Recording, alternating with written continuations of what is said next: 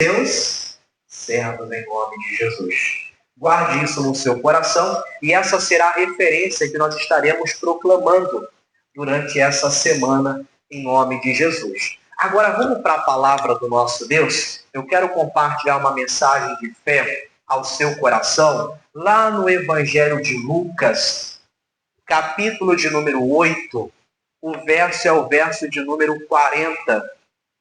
Lucas, capítulo de número 8, verso de número 40, vai falar da história, de Jairo, um homem que se tornou príncipe da sinagoga. E houve uma situação na vida dele, irmão, e nós estaremos estudando sobre essa questão e vamos tirar daqui uma grande lição. O tema que eu quero hoje meditar com a igreja, que eu quero compartilhar com o povo de Deus é: Deus muda o imutável. O tema já é forte, diga glória a Deus. Deus muda o imutável. Pastor, o que é imutável? É uma situação que não pode ser mudada. É algo que não pode, ser diferente, porque ele já foi determinado, predestinado para aquilo. Só que o nosso Deus é capaz de mudar o imutável. E é dentro da história de Jairo que nós iremos falar sobre essa lição. Diz assim um texto, Lucas 8, verso de número 40.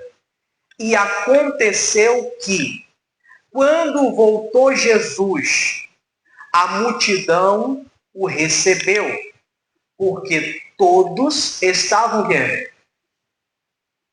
Olha o que o texto está dizendo. E aconteceu que, quando voltou Jesus, a multidão o recebeu, porque todos estavam esperando. Isso aqui, irmão, é tremendo a gente falar. E a gente já consegue tirar uma lição desse primeiro versículo que nós acabamos de ler. Qual, pastor?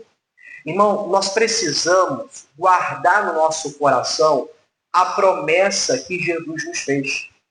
A Bíblia fala, que ele iria para o Pai, iria preparar a morada, mas depois ele voltaria para levar nós com ele. Ou seja, ele foi na nossa frente, mas ele disse que retornaria. E nós precisamos confiar como esse povo. Isso aqui é interessante, porque é uma junção de 3 fatos. Por exemplo, o primeiro fato era que Jesus estava do outro lado da Galileia, quando ele está ali despedindo a multidão. Depois ele vai para o monte para orar.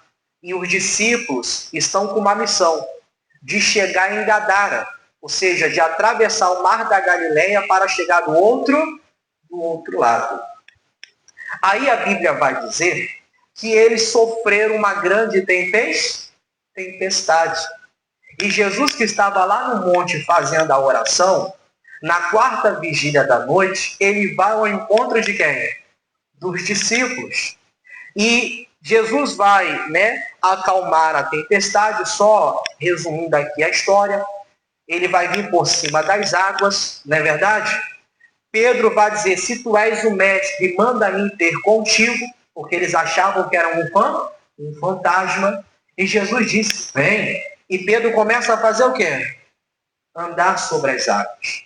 Aí Pedro vai afundar, Jesus vai levantar ele e juntos vão voltar para o barco, vão chegar do outro lado, e chegando do outro lado era Gadara, onde vai falar sobre a história do endemoniado de Gadara. Só que antes de Jesus atravessar o mar da Galileia, ele havia deixado uma ressalva para o povo. Que ele iria atravessar o mar da Galileia, mas ele iria voltar. E ele cumpriu.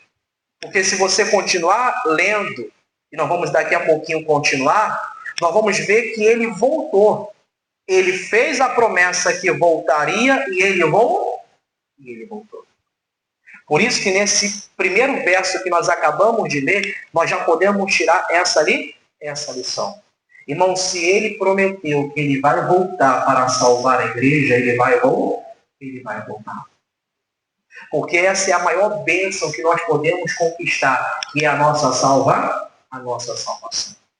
E a gente não pode, irmão, de maneira nenhuma, de hipótese alguma, sabe, esfriar na fé, desanimar. Ah, pastor, né? Desde que eu era criança, eu ouço falar nisso. Eu ouço falar que Jesus vai voltar. Quem aqui também era desde criança ouvindo falar isso? Hoje pela manhã eu falei sobre isso, aí teve uma irmãzinha que comentou: pastor, eu já estou com 80 anos. E eu ouço falar que Jesus está voltando desde que eu era criança. Aí eu falei, sabe o que é o mais lindo nisso?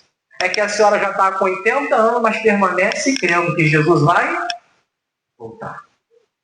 E nós precisamos continuar crendo, irmão, que Jesus vai voltar, porque se ele prometeu, ele é fiel para cumprir. Ele havia dito para a multidão, eu vou retornar. E eles ficaram o quê? Esperando. Verso 41, vamos lá? E eis que chegou um varão, de nome o quê? Jairo, que era príncipe da sinagoga, e prostrando-se aos pés de Jesus, rogava-lhe que entrasse aonde? Em sua casa. Irmão, isso aqui é interessante. Esse versículo já mostra que, de fato, Jesus voltou. E Jairo, irmão, para quem não sabe, né, ele estava à procura de Jesus. E quando ele viu uma multidão reunida perto do mar da Galileia, ele começou a indagar. E alguém falou para ele, Jesus estava conosco, atravessou o mar da Galileia, mas antes dele atravessar, ele falou que voltaria. Então Jairo permaneceu. Então eu vou ficar por aqui. Eu preciso me encontrar com ele.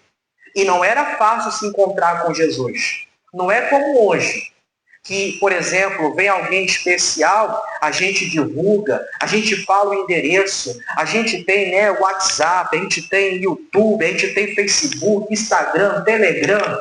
Não é verdade? É fácil a pessoa encontrar aquela pessoa.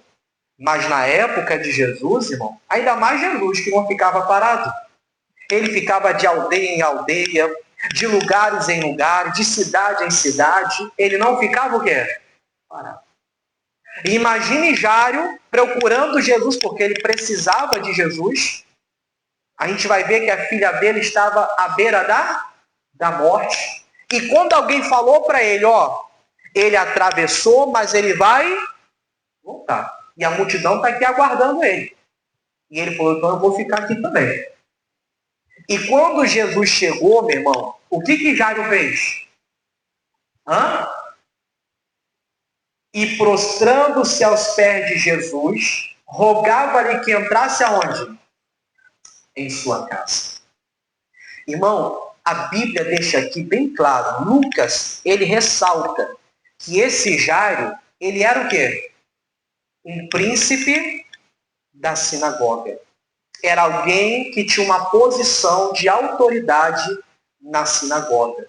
E se a gente for estudar a história, irmão, por exemplo, do sumo sacerdote, de fariseu, saduceus, nicolaítas, os religiosos daquela época, você vai ver que eles tinham uma indiferença com Jesus. Só que olha o que esse homem chamado Jairo, que era príncipe da sinagoga, ele fez. Ele se prostrou perante quem? Jesus. Pastor, como é que Jairo faz uma coisa dessa? Irmão, o desespero. Não é verdade? Não, eu sou príncipe da sinagoga, mas a minha filha está em casa quase o quê? Quase morta. Eu preciso fazer alguma coisa. Ele não se importou. se alguém ia falar, se alguém ia criticar, se, sabe, ele ia perder a posição dele. Ele queria ver a sua filha o quê? Salva. E detalhe, muito mais do que isso.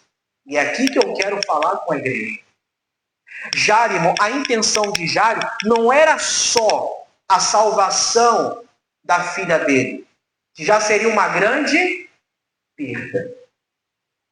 Já seria uma grande perda. Mas Jário, irmão, ele era um príncipe da sinagoga. Isso aqui não está colocado por acaso. Lucas não deixou isso escrito por acaso. Tudo na Bíblia tem uma razão. Jesus não sabe, Lucas, me perdoa, né? Lucas, ele não está colocando essa característica de Judas, de Jairo, né? Que ele era príncipe da sinagoga, irmão, só por colocar, ou para tentar humilhá-lo. Tá vendo aí, ó? O príncipe da sinagoga se prostrou perante quem? Não. Ele está dizendo, irmão, isso com uma razão. Ele era príncipe da sinagoga. Ele era uma pessoa que ele precisava ser o quê? Um exemplo. As pessoas tinham que olhar para ele e ver exemplo na vida de Jairo. Aí, irmão, eu fui procurar, sabe, o contexto que Jairo estava vivendo.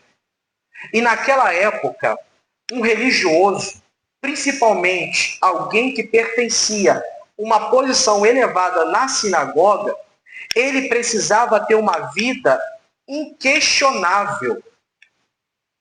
Eles não poderiam, irmão, dar motivo para alguém ficar indagando eles. Por exemplo, se a filha de Jairo, a gente sabe que ela morreu, mas à frente a gente vai ver isso. Mas vamos colocar nessa situação. Vamos colocar nesse momento aqui. Né? Antes da morte da menina. E o desespero de Jairo. E ele precisava ter uma vida inquestionável. Então você vê que, por exemplo, ele precisava que a filha dele permanecesse viva para que ninguém viesse ficar questionando a vida dele. Porque dentro do convívio social, lá da época, né, da cultura judaica, eles precisavam ter, sabe, ali uma certa postura dentro de casa, na sinagoga, no meio da sociedade. Volto a repetir, eles não poderiam dar motivo para as pessoas. Eles precisavam ser exemplar. E se essa menina viesse a falecer, viesse morrer, iria abrir, meu irmão, uma abertura gigantesca para as pessoas ficar questionando a Jário. Ô Jário, por que a sua filha morreu? Jário, será que não é a mão de Deus que está pesando na sua vida? Você é um príncipe da sinagoga? Você tinha que ser, sabe, inquestionável? E acontece uma coisa dessa na sua casa? A sua filha faleceu? E detalhe, irmão, olha o que o texto vai dizer aqui para nós, ó. Coloca para mim o verso 42. Porque tinha uma filha única. Ele só tinha aquela menina. Acredita-se, irmão, não sei, né? A Bíblia não deixa isso claro. A Bíblia não deixa isso, né? As claras para nós. Mas algumas pessoas acreditam, pessoas que foram buscar mais a fundo, acredita que Jário ele tinha uma certa dificuldade para poder reproduzir. Havia uma enfermidade que trazia dificuldade para que Jário pudesse, né, gerar mais filhos. Então essa menina já era um milagre na vida de Jário. Até porque, irmão, se você for pegar o contexto judaico, qual era o judeu que só tinha um filho? Todo judeu tinha vários vários filhos. Até Abraão, que não podia, e Sara gerar, nasceu de Abraão Ismael, nasceu de Abraão, Isaac.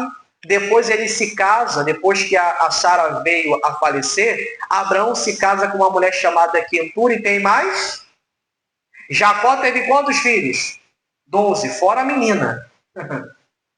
Então você vê que o judeu, irmão, eles levavam muito a sério essa questão de multiplicar e frutificar e encher o quê? A terra. Até porque os judeus, eles se baseiam os 5 Pentateuco. O livro de Moisés, que era Gênesis, Êxodo, Levítico, Número e Deuteronômio. Então, você vê, Jário era um príncipe da sinagoga, era judeu, mas só tinha uma única filha. E essa menina já estava com quase 12 anos. E ele não gerou mais filho. Ele só tinha ela. Então, acredita-se que ele tinha uma certa dificuldade na saúde dele. Pastor, por que o senhor está falando sobre isso? Porque é necessário falar para que você venha entender que Jário, irmão, sabe, a preocupação dele não era só a perda da filha. Ele precisava ter uma vida inquestionável. Mas tudo estava caminhando para uma sentença aonde Jário iria, infelizmente, viver uma vida questionável. Olha o que o texto vai dizer, irmão. Quase de 12 anos, que estava à morte. E indo ele, apertava-o a multidão. 43. E uma mulher que tinha um fluxo de sangue havia 12 anos e gastara com os médicos e todos os seus haveres, e por nenhum pudera ser curada. 44. E chegando por detrás dele, tocou na orla das suas vestes, e logo estancou o fluxo do seu sangue. 45. E disse Jesus: quem é que me tocou? E negando todos, disse Pedro e os que estavam com ele: Mestre, a multidão te aperta e te oprime, e dizes: quem que me tocou? 46. E disse Jesus: alguém me tocou, porque bem conheci que de mim saiu o quê? Virtude, saiu poder. 47. Então, vendo a mulher que não podia ocultar-se, aproximou-se tremendo e, prostrando-se ante ele, declarou-lhe diante de todo o povo a causa porque lhe havia tocado e como logo sarara. 48. E ele lhe disse: tem bom ânimo, filha, a tua fé te salvou. Vai. Aí o verso 49 vai voltar a história para Jário de novo. 49. Estando ele ainda falando, chegou um da casa do príncipe da sinagoga, dizendo: a tua filha já está o quê? Não incomodes, mestre. Ou seja, o que estava caminhando para que Jário tivesse uma vida questionável, agora se concluiu. E nesse exato momento é que entra o tema da mensagem. Irmão, para a morte, tem mudança? Quando o médico fala assim, acabou. Não tem mais sinais vitais. Está bom. Eles param na mesma hora. Eles olham para o relógio e marcam o horário que a pessoa faleceu.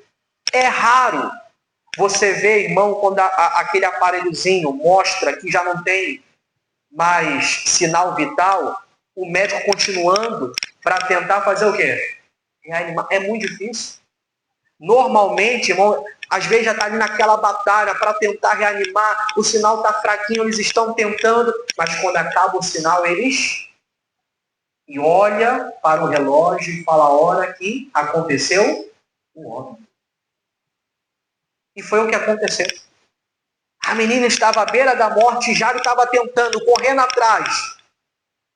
para não perder a sua filha e não viver uma vida de questionamento. E ele estava tentando mudar aquela situação, mas chegou à conclusão de algo que agora seria impossível Jairo mudar. É aí que entra Jesus em ação. É aí que entra o nosso Senhor. Deus, ele pode mudar aquilo que é imutável. Olha o que o texto vai dizer. Olha a palavra que Jesus deu para Jairo. Jesus, porém, ouvindo, respondeu-lhe dizendo: não crê somente e será salvo. Irmão, a única exigência que Deus nos pede diante de uma situação que é imutável é que você venha crer que Ele é poderoso para mudar essa situação. É tudo o que Ele deseja. É tudo o que Ele quer. Talvez você foi como Jairo, batalhou, tentou. Enquanto estava lá um sinalzinho de vida, você estava tentando. Mas alguém chegou para você e falou: acabou, já era. Não há mais sinal de vida. Aí para você, irmão, acabou. Imagine a cabeça de Jairo como ficou. E agora? Além de eu perder a minha filha, todo mundo vai ficar me questionando. Eu não vou suportar. Você acha que Jairo iria suportar, irmão, continuar na posição dele como príncipe da sinagoga? E as pessoas questionando: ô Jairo, por que a sua filha morreu? Ô Jairo, o que está acontecendo? Deus está pesando a mão sobre a sua vida e ele ia ter que ficar se explicando. Até quando Jairo ia ficar vivendo essa situação? Eu fico imaginando a cabeça de Jairo. E agora? Além de eu perder a minha filha, eu vou ter que abrir mão da minha posição.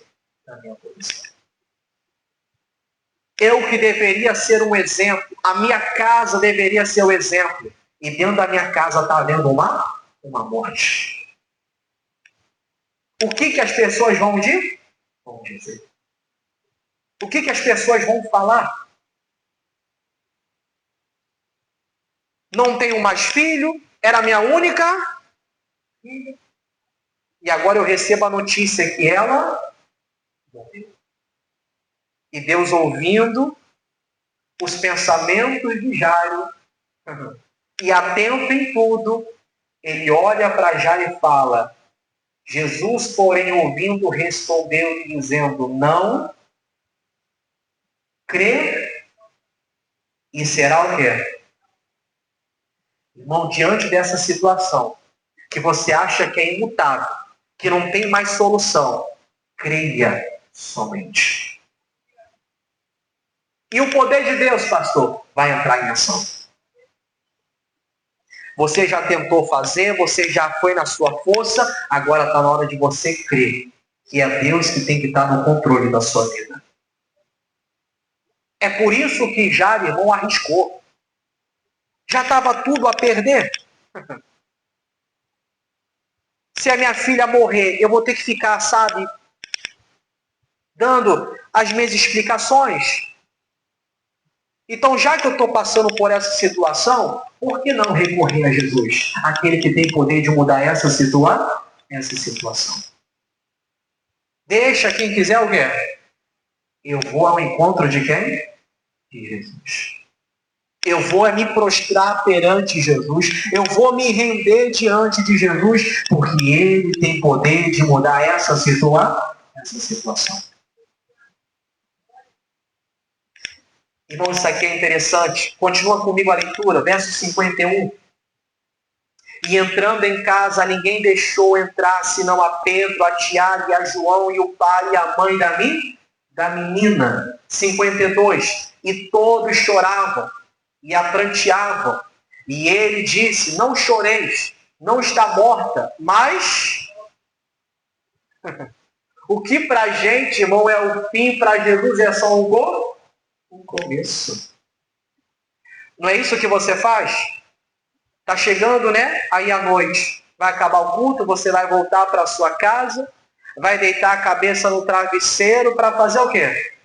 Dormir, para que você venha ter um novo dia. Não é verdade? Você dorme para ter um novo dia. É como se Jesus estivesse falando isso. Ela está apenas dormindo para começar um novo dia. Esse dia foi um dia de tribulação, um dia de sofrimento. Mas quando ela acordar, vai ser tudo diferente. E foi isso, irmão. 53. E riam-se dele, sabendo que estava o quê? Morta. 54. Mas ele, pegando-lhe na mão, clamou, dizendo: levanta-te, menina. 55. E o seu espírito voltou, ou seja, a vida voltou na criança. E ela logo se levantou. E Jesus mandou que lhe desse de comer. 56. E os seus pais ficaram maravilhados. E eles lhe mandou que a ninguém dissesse o que havia. Irmão, que pedido de Jesus. Eu fico imaginando Jário, a esposa dele, eles maravilhados. A minha filha ressuscitou.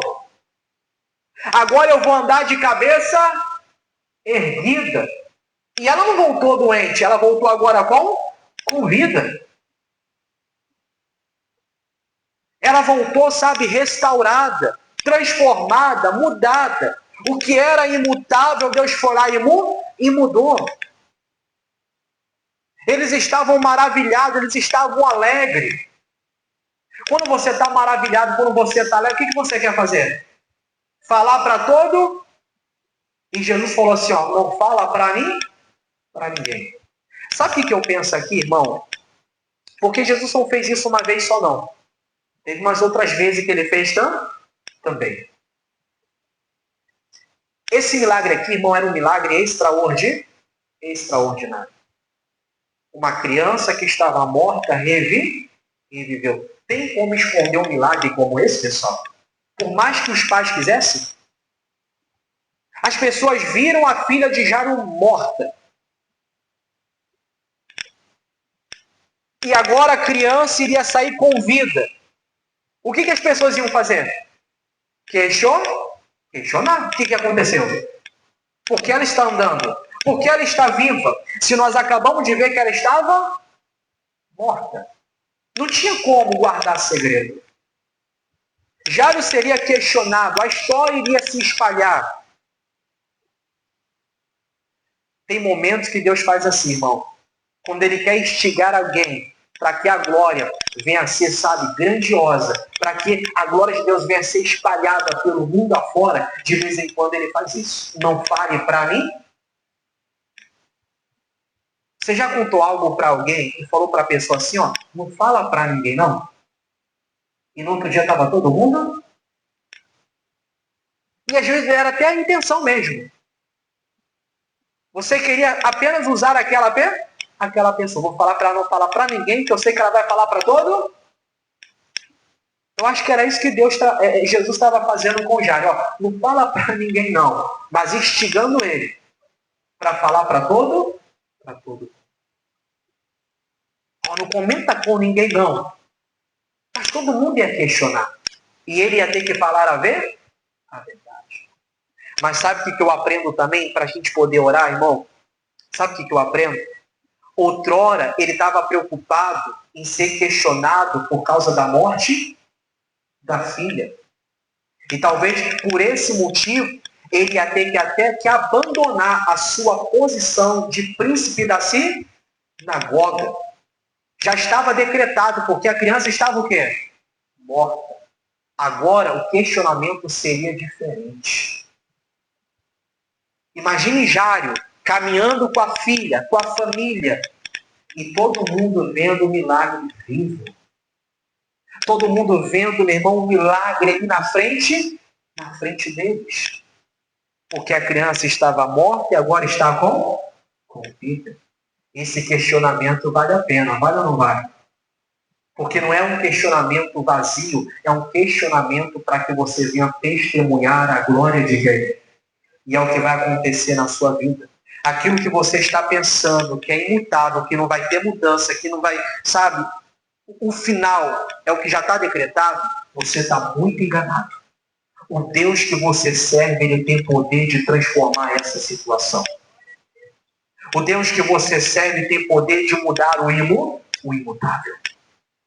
E é isso que eu quero que você saia daqui hoje, irmão, sabe, com essa palavra no seu coração. O meu Deus, o Deus a quem eu sirvo, é um Deus que pode mudar todas as coisas. Ele tem um controle de tudo em suas mãos. Agindo o Senhor, quem impedirá? Havia um decreto contra a sua vida, mas Deus está entrando em providência para mudar essa situação. Você achou que ia acabar desse jeito, você achou que ia, sabe, ser o seu fim, mas está sendo só um começo de uma grande história que Deus está preparando para a sua vida. O que você achou que seria o seu fim, está sendo só o início de uma grande história que Ele vai fazer na sua vida. Quantos creem nisso? E a única exigência que Ele te faz é que você venha crer. Só isso. É difícil? O que Ele pede? É só isso que Ele pede. Jairo, somente lembra para as irmãs também de Lázaro? Se crer, verás a glória de quem? Se crer, ainda que esteja morto, é a única exigência do Senhor, é que você venha. Creia no Senhor teu Deus e estarás o quê? E creia nos seus profetas e prosperarás. Guarde essa palavra no seu coração. Deus muda o imutável. Não será o seu fim. O que decretaram na sua vida não será o seu. Pastor, o patrão decretou. Ele vai me mandar embora. Deus vai mudar esse quadro. Aquele que queria te mandar embora, meu irmão, vai voltar e vai falar assim, na verdade, não vou te mandar embora não. Eu vou te promover. Eu não sei nem por que eu estava pensando que eu queria te mandar, hein? Eu não tenho nem razão para te mandar o quê? O que você achou que seria o seu fim, Deus vai fazer uma grande. Pastor, eu vou decretar falência, pastor. A coisa está difícil, eu não estou conseguindo arcar, pastor, com as coisas. O que você acha que é o seu fim. O que você acha que não tem mudança para você. Mas o Deus que você serve, Ele é poderoso para fazer. Infinitamente mais daquilo que você pede e daquilo que você pensa. Então guarde isso no seu. Você serve o Deus que é imutável.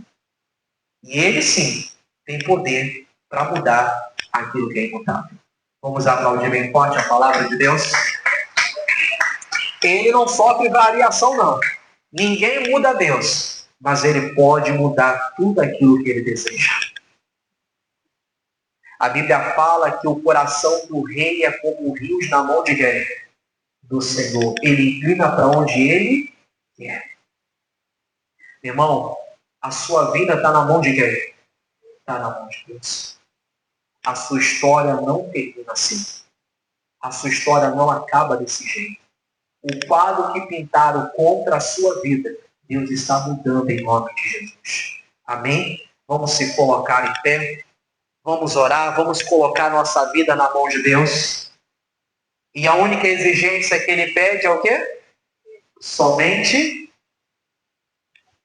E ela será o quê? Salva. Somente creia.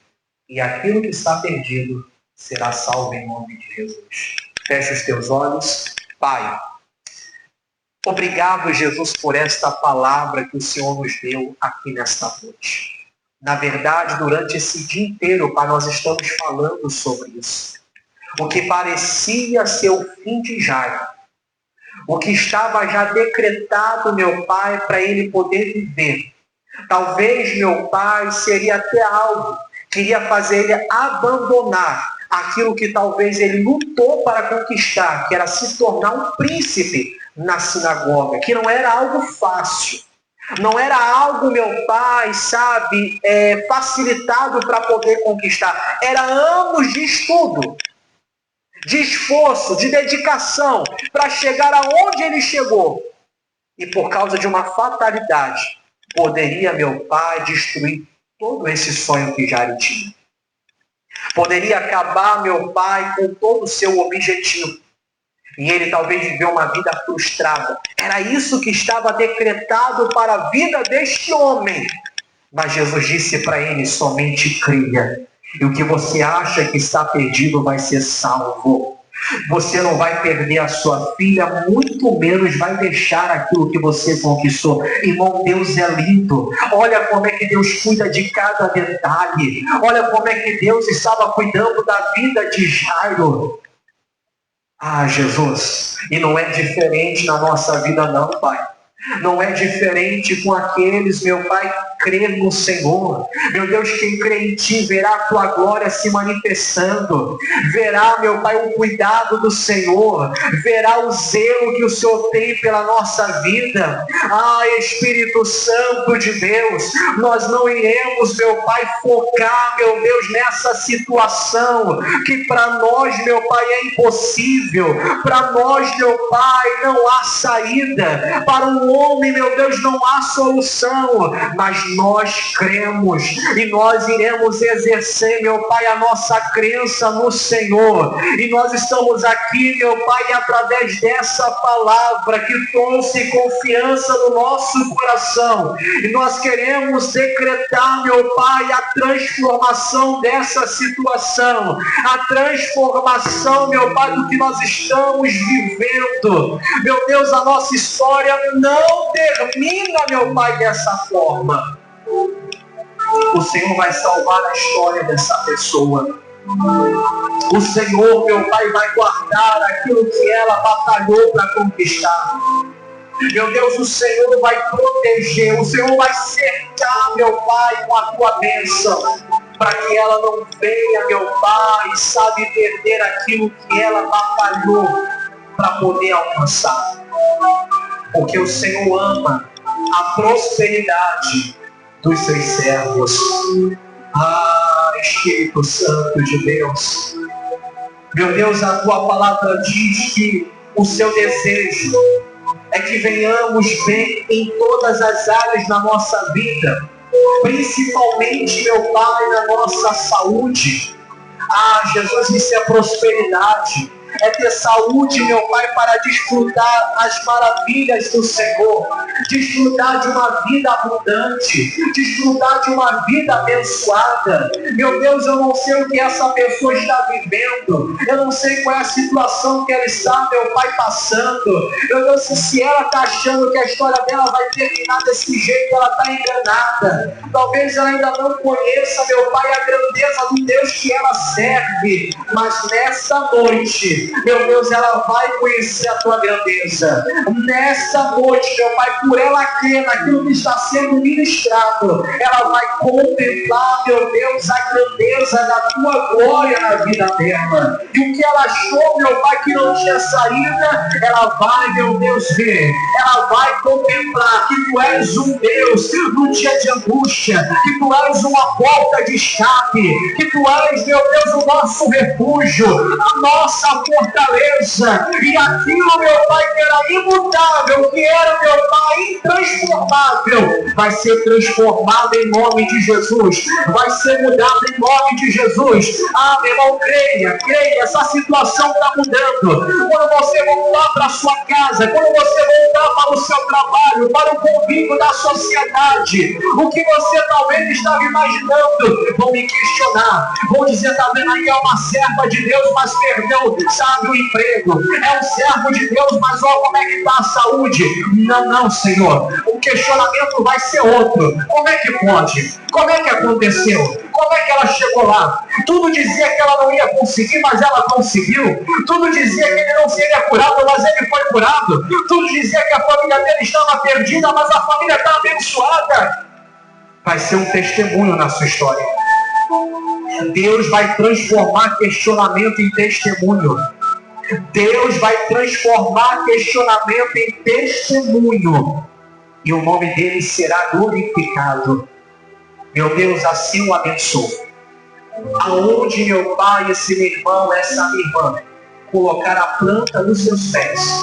E desde já, meu pai, nós repreendemos toda ação, meu pai, do inferno. Porque não há barreiras, não há ferramenta preparada contra nós, não há vale encantamento contra os filhos de Jacó. Tomamos posse da nossa bênção, em o nome de Jesus. E vamos aplaudir bem forte esse Deus maravilhoso.